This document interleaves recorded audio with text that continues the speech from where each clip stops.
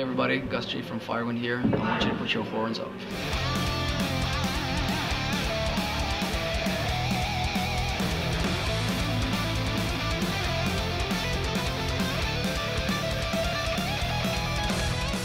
We're inside the Gramercy Theatre in New York City. I'm here with Gus from FIREWIND. How are you, man? Good man, how are you?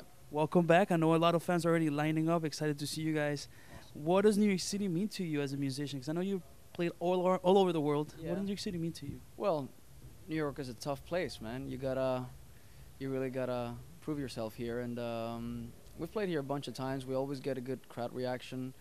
I know we got many hardcore fans here, and I guess I'm happy about that. Means we're doing something right.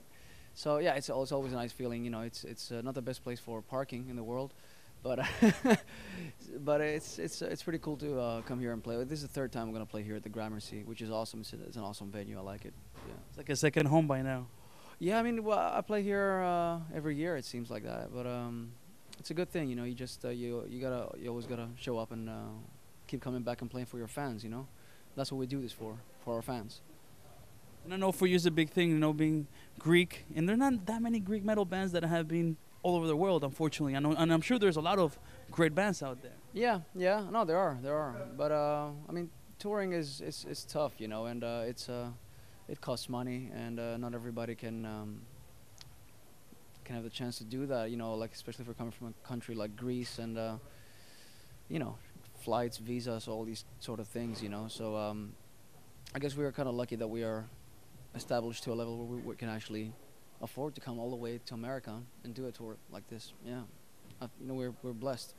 And after the recent issues that took over, in, you know, as you know, over in Greece for the Greek people, did you see maybe a rise in new metal bands or new artists that are kind of want to express kind of that anger from the public?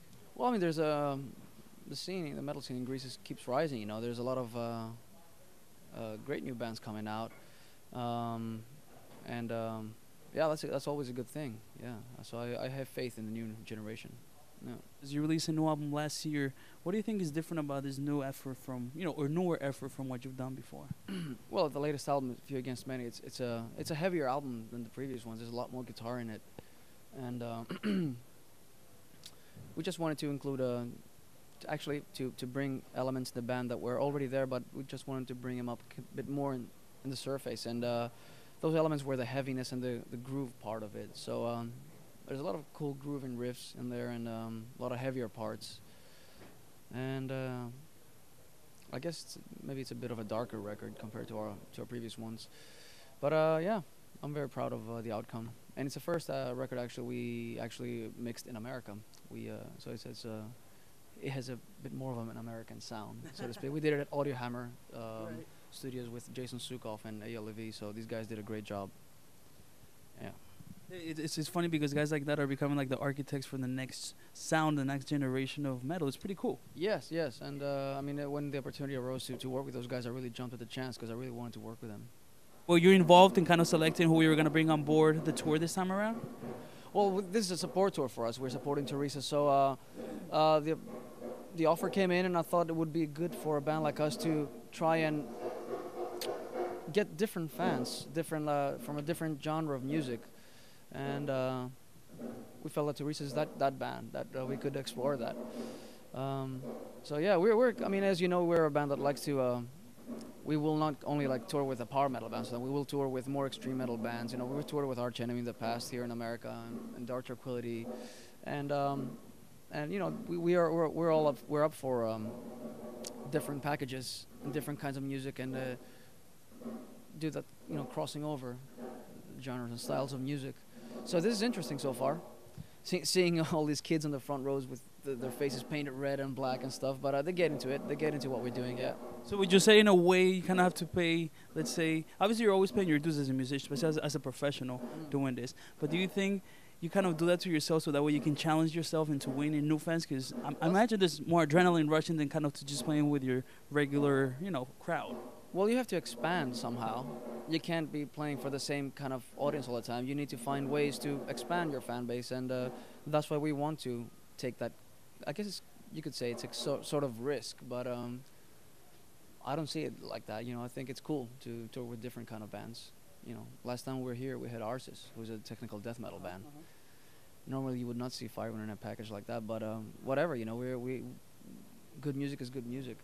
So, and fans actually here in America, they're open-minded for that kind of stuff. So it's good. You can actually pull that shit off here. What more markers does that not really work with, that you can remember? I'm sorry. As far as the mixing of different types of bands. Yeah. What markets? Yeah. Which countries or which? Well, in Europe, in Europe it's different. Like maybe in Europe it would not work as well as it does here in America. I think. And obviously, you've been very busy working in a lot of different bands. What would you say you have learned, especially with, let's say, working with somebody like Ozzy? What have you learned from, like, the different levels of bands you played? Well, I mean, obviously Ozzy was the biggest level, as big as it gets, and I learned a lot, about. It's great to just step into that kind of world and see how the big boys do it, and being a part of that, and you learn a lot from that just by being around those people and the crew and everybody, and yeah, I mean it's a constant learning experience, I mean obviously now going back to the club tours, I guess I'm the most experienced guys of all, so it's kind of easier for me to go back into that, it's before it would seem a bit more difficult, but now it seems it's easier for me to travel around, and if the conditions aren't the best, you just learn how to deal with it and move on, yeah. And I'm sure at the beginning it was hard because, as you said, you were getting used into a whole different world. What were the first lessons that you learned, and you're maybe kind of surprised about certain things that happened during, let's say your first tour with Ozzy? Oh well, I mean everybody there, there's a lot of respect among everybody who works there, everybody, the crew and the band, everybody's treated as equal. Everybody's treated very nice. There's a lot of respect, which was weird because on the smaller club tours you see a lot of attitude sometimes and stuff like that, which is it's kind of funny because I mean that stuff should not exist. I mean there's no rock stars in when you play in front of a couple of hundred people or something. And but you usually get from. You'll get that from certain bands or certain crew members and stuff like that, but you step into that world and you see everybody, how well they work together, and the workflow they have, and everybody shows up really early and everybody has respect, and the show just moves so smooth, it happens every time so smooth. So it was a really cool experience for me to see that and step into that, and of course at the same time you learn not to take stuff like that for granted, doing an Ozzy tour every day is a big day. It's all big shows and a really big production, so you can't really take that stuff for granted that you're gonna be going out there forever and doing that. So it's really a humbling experience, And were the fans very welcoming with you? Because obviously you were quote unquote replacing Zakk Wylde, which is another monster guitar player. You are too, but as people get used to seeing somebody. How were the fans when they first saw you with Ozzy? To you personally, they really treated me nice, man. They really gave me a warm welcome. And Zakk himself has really supported me, and he's like my big brother, So it's been really great for me, yeah. And is there anything coming up with Ozzy? Because I know obviously right now he's with the Sabbath camp doing. Do you have anything maybe that might come up? I'm not sure yet because we're waiting to see how the Black Sabbath schedule is gonna turn out. I know they got some dates coming up this summer, and they got the album coming out. So whenever the boss is done with that, I guess we're gonna go back in the studio and do the next one. So until then, I'm just doing my thing with the guys, and we'll see how it goes. And it's cool because it gives you time also now to really kind of, get out there, be a little bit more comfortable while he kind of decides for the next move. Because obviously your priority gig will be that one because you got to pay your bills. You know what I'm saying? Well, I mean, you just don't turn a gig like that down. You have to be fucking stupid or brain dead. And, I'm just excited, very excited, and can't wait for, for the time to come to get back in the studio with Ozzy. Whenever that time might be, it's all up to him. So, like I said, I'm just keeping busy until that time, doing my thing. And Gus, who were the guitar players that inspired you when you first started?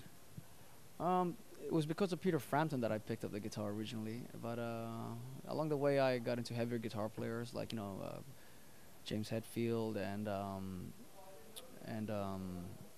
then later on Tony Iommi, and then at some point I discovered Yngwie Malmsteen through a friend who gave me a tape. But so I really wanted to play heavy metal, but I also wanted to learn how to do that shredding thing. And then I got into the whole Mike Varney school of guitar players and all that. So I have many influences, you know. Yeah. Did you go through any sort of schooling, or you're pretty much self-taught? Yeah. No, I did. I went to a conservatory back home for about 4 or 5 years. Then I went to Berkeley College in Boston for a couple of weeks approximately before I dropped out. But yes, I mean I've had formal training. Yeah. Why did you drop out? Why? It's because at that point I just felt like I really needed the band experience more than I needed the school experience. You know what I mean? So nothing against the school; it's a great school. But at that point I just felt like I needed to hook up with a bunch of guys and just start jamming and learn how to actually write songs and you know, record some demos, try and record some music. That's what I wanted to do. What's in the agenda for you guys after this tour? Is there anything planned as far as like European tours, or maybe a new market that you're going to be able to go to? Well, we're going back to Europe after this. We're going to be doing some festivals in the spring and the summer.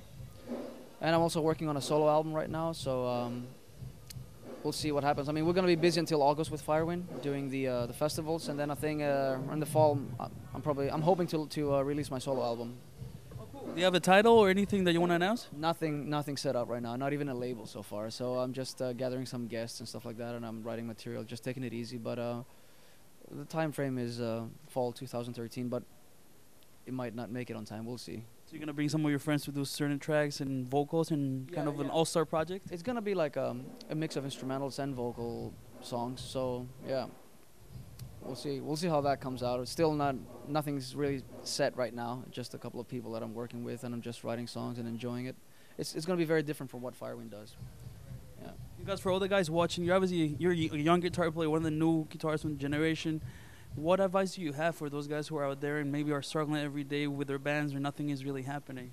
I would just say, I mean, to believe in yourself and just remember that there's no shortcuts in the music business. You really have to pay your dues, and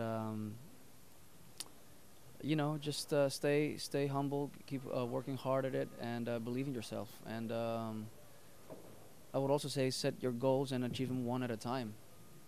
Be patient, and everything will happen.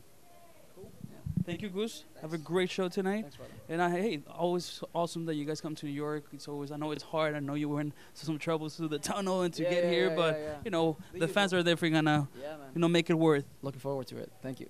Thank you, brother.